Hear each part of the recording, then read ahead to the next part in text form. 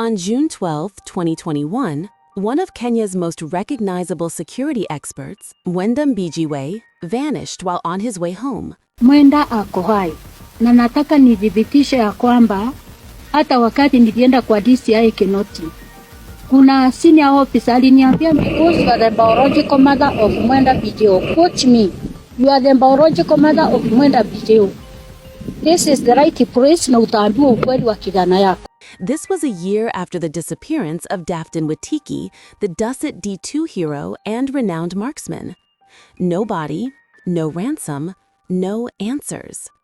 How does a man who understood danger, carried a licensed firearm, trained police, and predicted threats for a living simply disappear? Who took him? Why? And how has the trail stayed cold for 5 long years? He was always armed, always aware, and often consulted by police. So how could he suddenly go missing? Hello, and welcome to Dark Hour Docs, where we uncover the darkest crimes, the unanswered questions, and the shadows that refuse to fade. Tonight, we peel back the layers.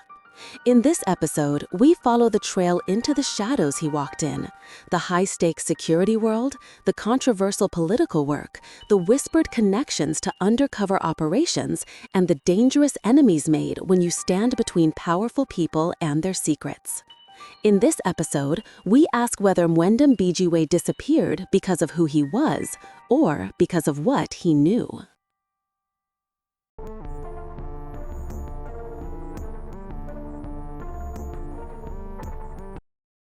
Peter Mwenda Mbijiwe was born in Kimbo village in Kibirichia ward, which is nestled in the cool slopes of Meru at Buri sub-county. The area is a quiet place filled by a farming community. His community was close-knit, a home where people knew each other by name, and where he grew up under the watchful eyes of a family that valued discipline, ambition, and faith.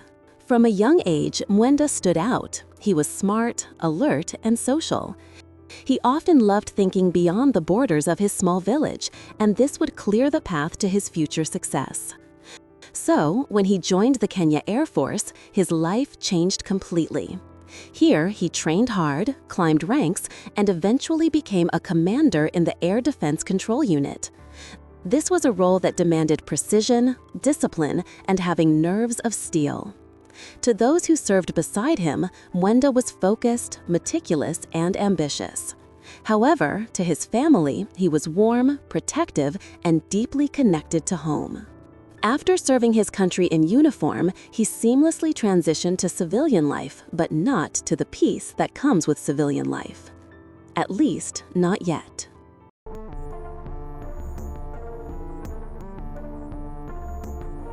In 2007, Mwenda entered the world of private security.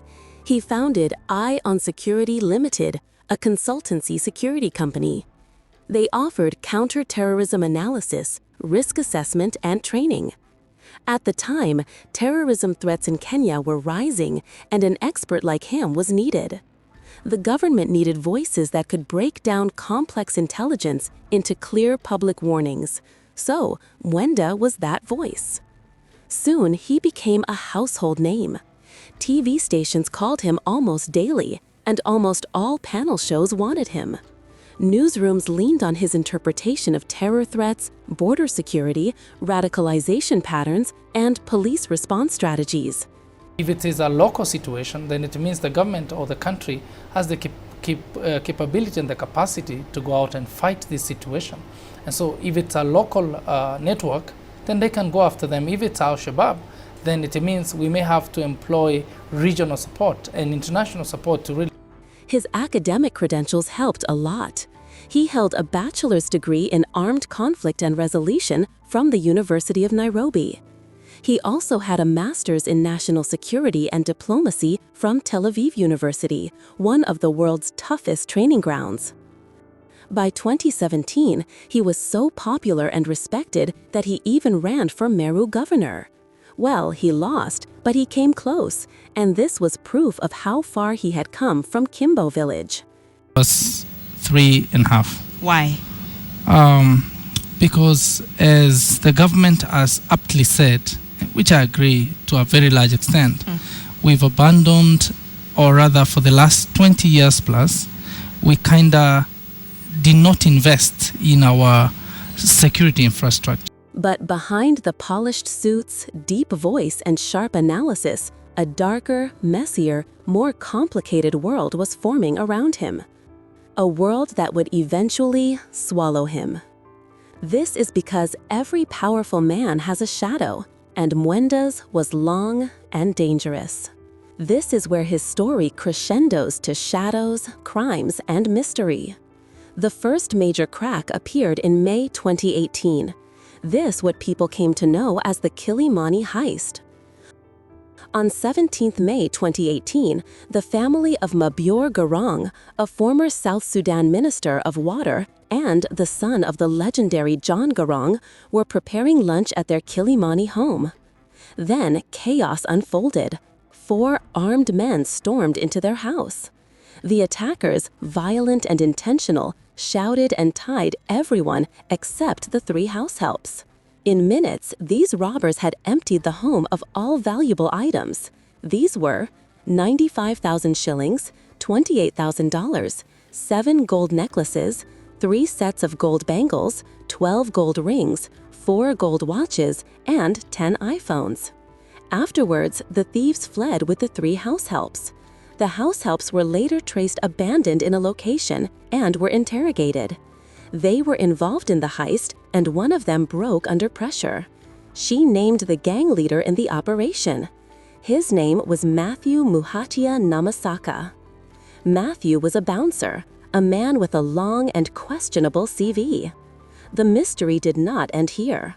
On digging deeper, the detectives were left stunned. Matthew wasn't just a random thug, he was Peter Mbijiwe's driver.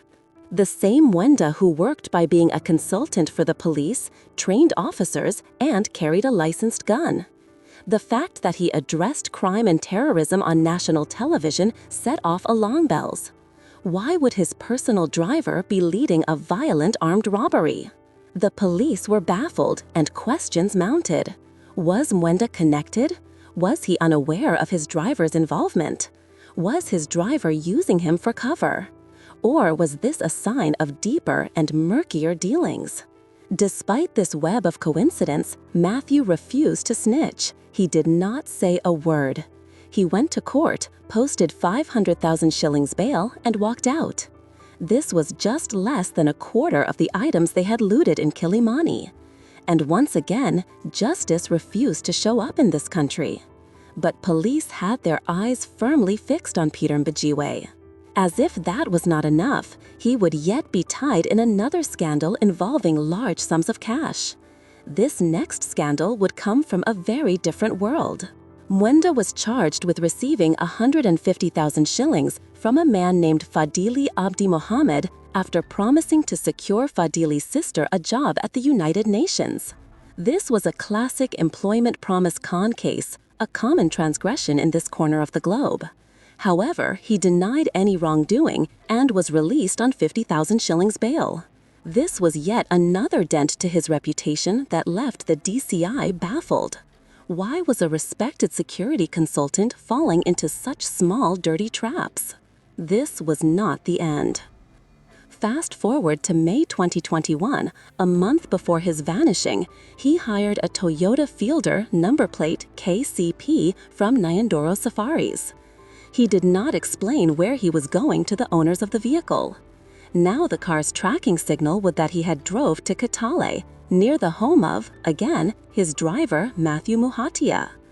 Over the next weeks, the car traveled through Kisumu and western Kenya before finally returning towards Nairobi on June 7th. However, on its way, the car stopped at Maimahiu and its tracker went off and static. Panicking, the company tried reaching Mwenda, but to no avail. His phone was off and he couldn't be reached. He finally reached the company the next day on WhatsApp, assuring the owner that he would pay the rental fees in due time. The person on the other side described this as odd and that he seemed uneasy, with his tone unusual. This was not the end. 2 days later, Mwenda rented another vehicle, this time a Toyota Fielder from a second person, Edward Mwangi. This was questionable since nobody understands why he needed 2 cars. Also, why the secrecy and what business was he running? Nobody knew what was happening. A month later, on the evening of 16th June 2021, Mwenda hurriedly entered the Central Police Station in Nairobi. He seemed tensed and nervous. He filled OB number 75/16/2021 at the station and reported having received death threats from unknown people. This report came just after his last public appearance on Muga FM radio on an interview where he discussed national security matters. Unfortunately, he never got the chance to explain the entire ordeal, with his final visit coming on 11th June 2021. Mwenda visited his driver Matthew at his home and his young second wife Cynthia Salome in Congo Ghetto at Kawangware. They ate together, joked, and promised to take them to Dubai after one final business that they planned to do the next day. However, as fate would have it, this promise never came to fruition. This is because Mwenda's fate was sealed hours later.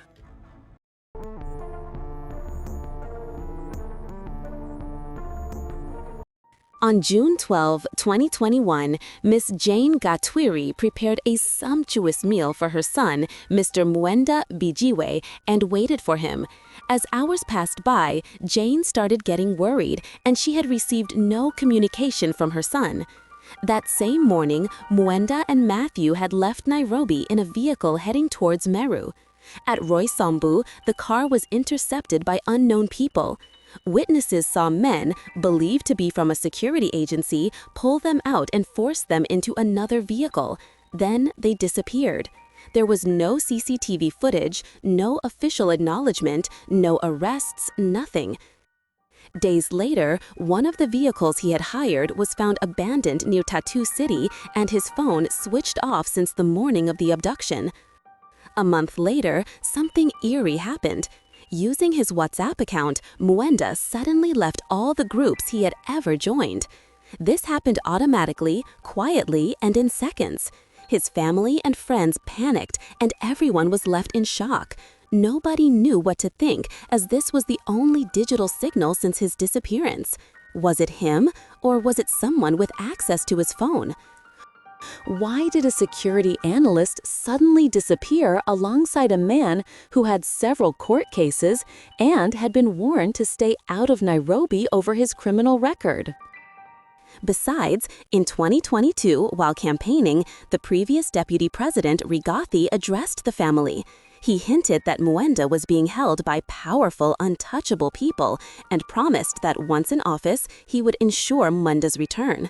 But 5 years later, nothing has changed. His mother has moved from police station to courtrooms and has only received threats and intimidation. 18 months and 18 days now. Tunde by tunde. Yes. Mimi hata nisipokuambia maisani, unajua hiyo kitu imenikula kichwa kama familia, aturali, atufanyi lolote kila wakati. She has been ignored again and again, but she has not stopped. So, is he dead or alive? His younger brother, Nicholas Bundy, has also undertaken public campaigns seeking assistance. The brother even walked from Meru to the DCI headquarters in Nairobi to demand answers and the safe return of his brother.